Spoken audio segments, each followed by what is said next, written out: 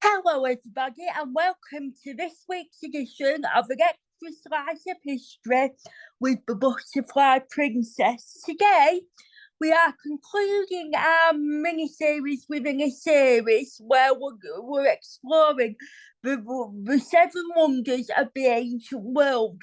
But don't worry, from next week, I'm starting a new series where we're going to be discussing the new seven wonders of the world. So to conclude and wrap up this series, the final seventh wonder of the ancient world we are discussing today is the Lighthouse of Alexandria. Now, this is obviously was a lighthouse, but it sadly isn't available in all its glory, like we've already discussed many of the seven ancient wonders of the world are sadly not available in all its glory, in all their glory today, apart from that of the Great Pyramids of Giza that are located in Cairo in Egypt. So this lighthouse was actually built in the year 280 BCE on the harbour of Alexandria, which is located in Egypt. It's actually called Alexandria because obviously, for those of you who are unaware, Egypt was conquered by a Macedonian, very famous Macedonian, by the name of Alexander the Great, who sadly died at the very tender young age of 32. And he named the town Alexandria after him, so that's why it's named after him. And it was built during the reign of Ptolemy the First.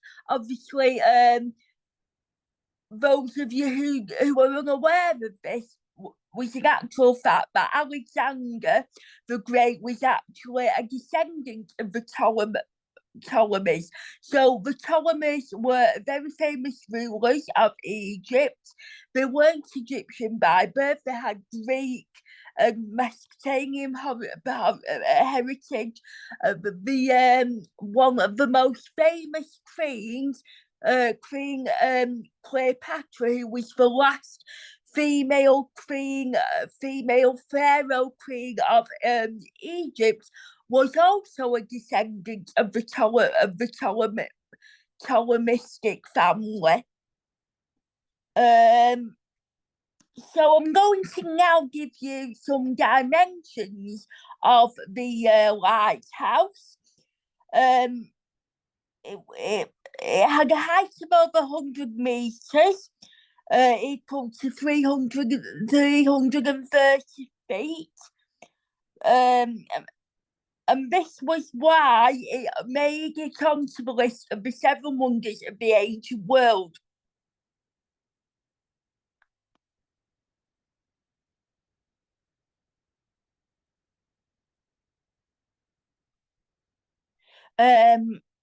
So, like I said in the intro, it's lost today. So, sadly, we can't see it in all its glory.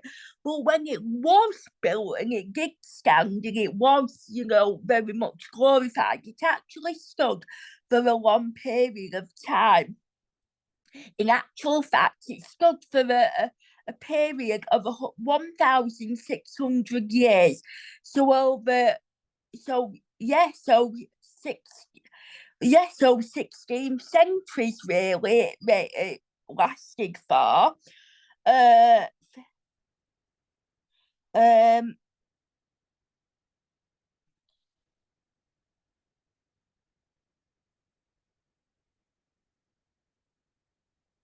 It was one of the tallest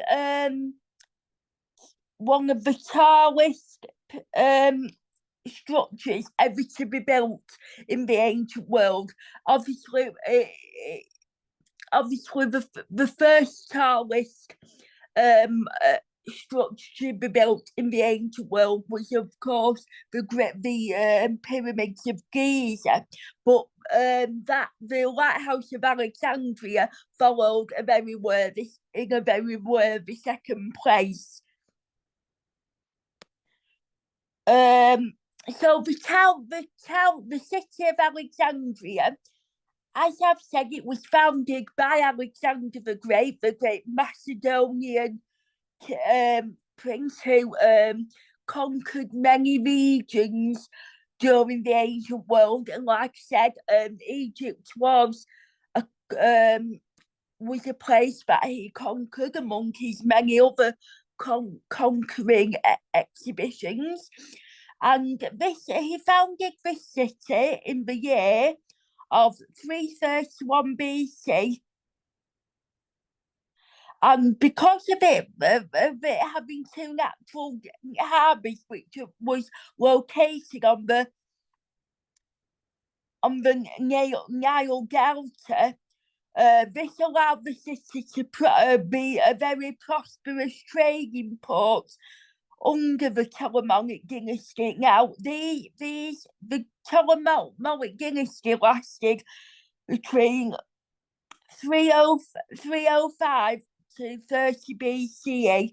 Obviously, I've already explained that Cleopatra was the final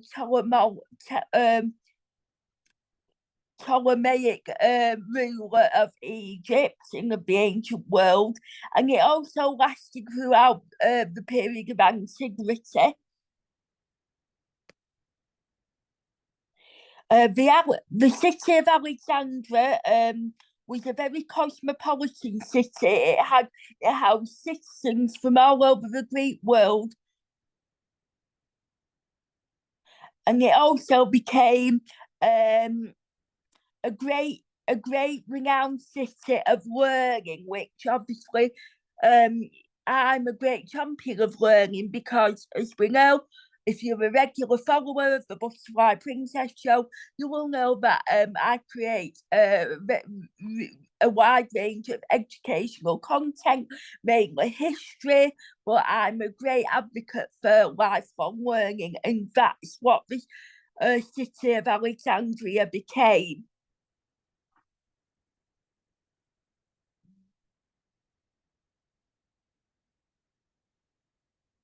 And the purpose of the Lighthouse of Alexandria was actually to guide and protect sailors, and to that end was, and so the main aim of the lighthouse was actually to guide and protect sailors. Um,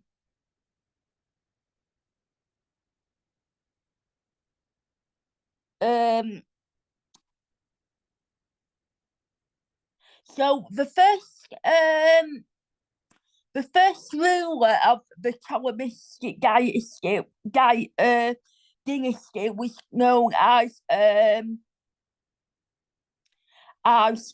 Ptolemy the First, and he ruled between the years of 323 BC to 2882 BCE, and around the year of 300 BCE, this Ptolemy the First actually commissioned the building of a massive lighthouse with sort of the aim of, like I've already explained, to guide ships into the great port and city of Alexandria. But that wasn't the only reason for building this great lighthouse. It's also one of the other aims of the lighthouse was to provide a permanent reminder of the power of Ptolemy the First, and the power, and alongside his greatness as well. The final project was actually completed by his son, who was Ptolemy, and his successor, who was Ptolemy II. Now, he ruled between the years of 285 to 246 BCE.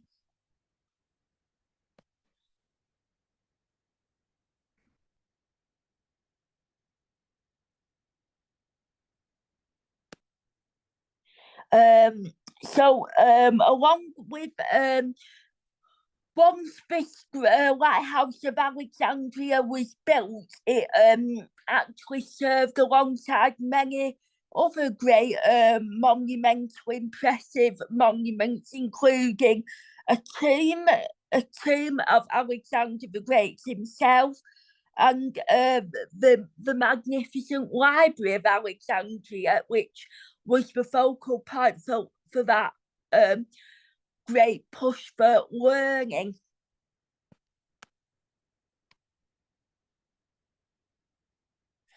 Now the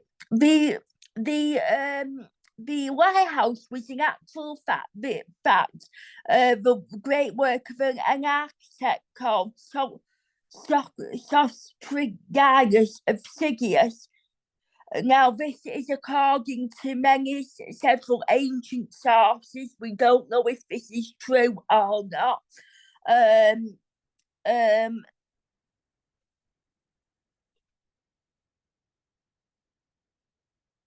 but him having said this, he may not have been the main architect of the project, but he may also have been, or instead of the main financial backer of the project.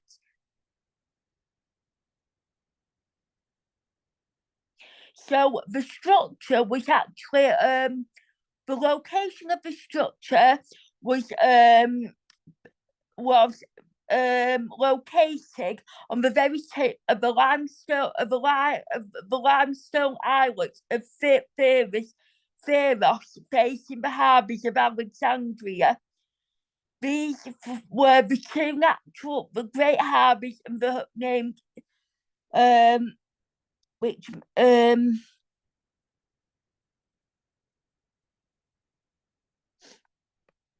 but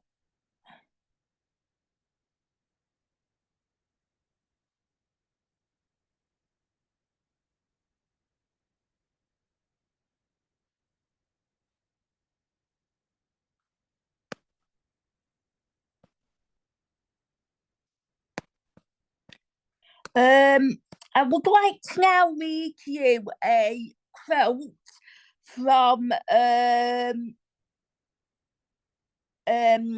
ancient Greek geographer and traveller and he's describing, the this lighthouse. So this is the quote from a ancient geographer and traveller, and this is his quote on his observations of Pharos.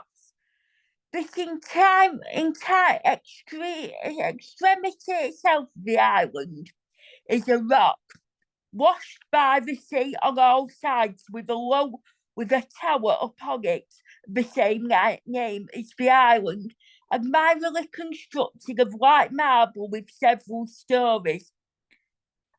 A friend of the king's erected it for the safety of mariners, as the inscriptions import.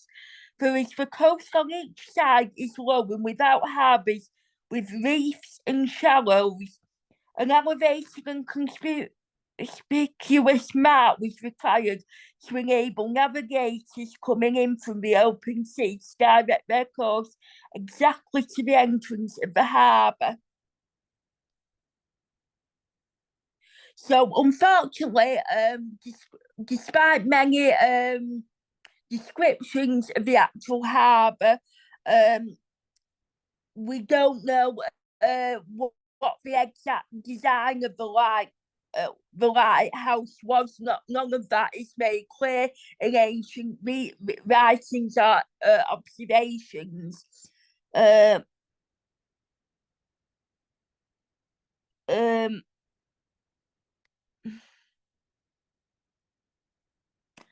So we do have some descriptions um, of some sources. They do agree that the tower was white.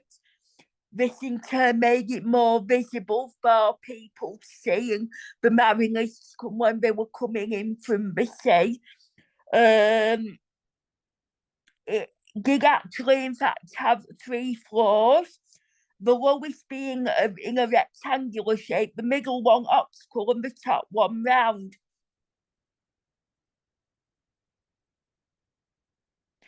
Some believe that there was a statue of Zeus located on the top of the tower.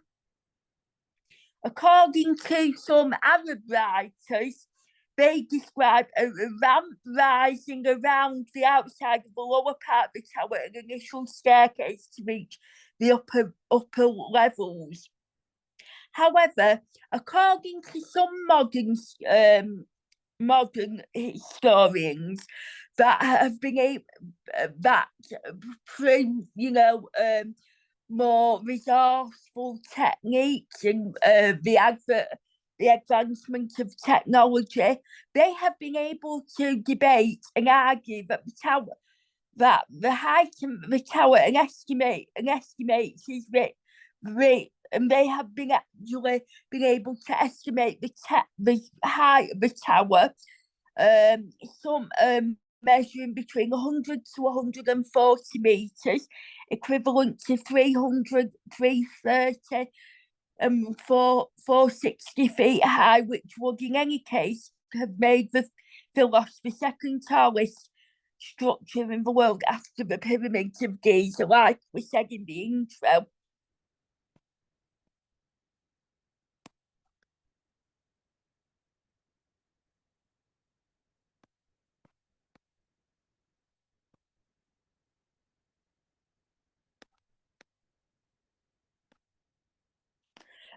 So yes,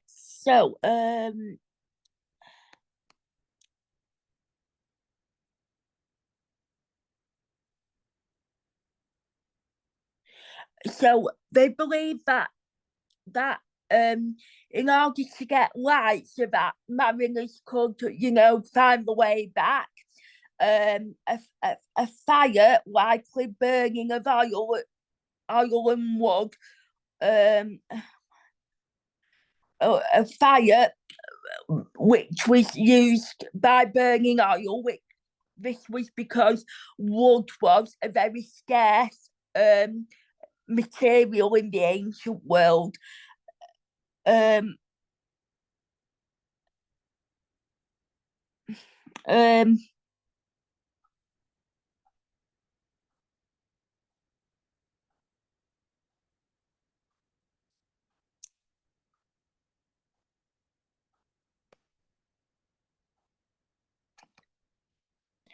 so the lighthouse, um,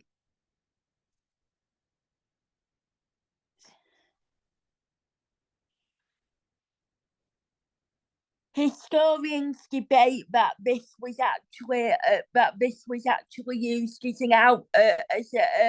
a lighthouse from the outset. Um, Although it could have been used, according to some historians, merely as a mark tower that was useful only in the hours of daylight.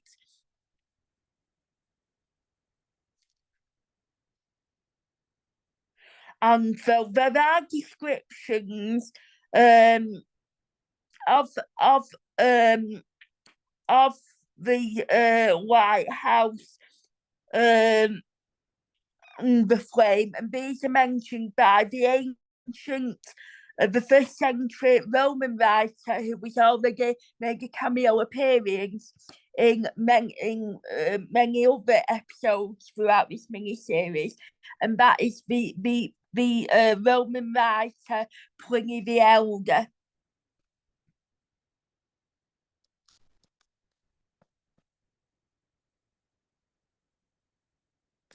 So so um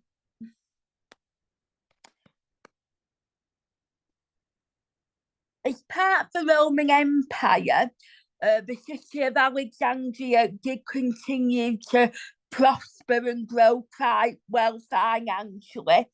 It was the second most important city throughout the entire Roman world, and it was one of the most important ports that was actually located on in on in the Eastern Mediterranean during the ancient world.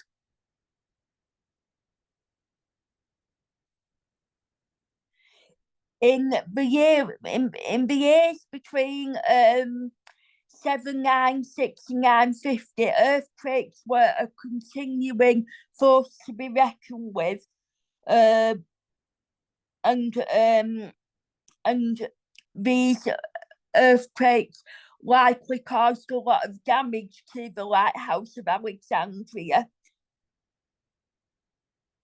Having said that, there are reports of regular repairs being made. Um,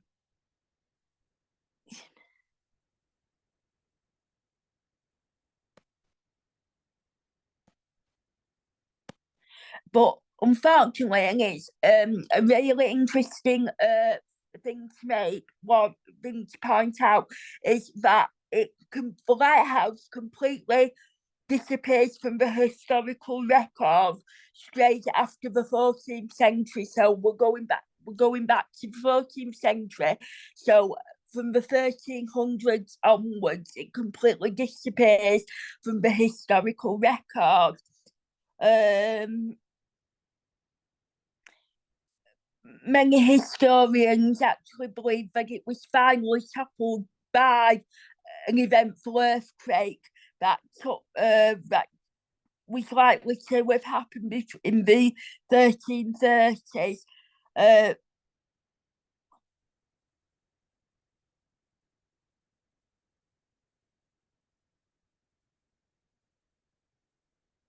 because of the sea level that has risen quite dramatically since the time of antiquity. Um, this has led to archaeologists being able to reveal, find and learn about several stone fragments and two monumental figures of Ptolemy the First and the Queen Bernice, which may have once belonged to the tower in its tower. And to finish off,